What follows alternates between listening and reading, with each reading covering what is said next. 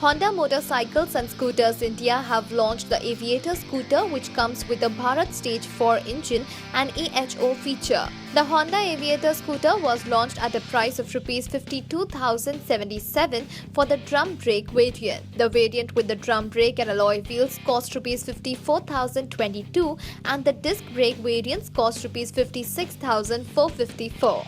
The Aviator is a slightly more premium scooter as compared to Honda's uber-popular Activa.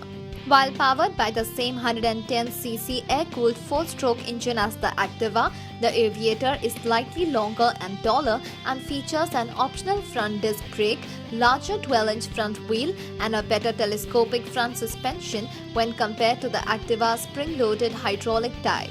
The Aviator also features under-seat mobile charging.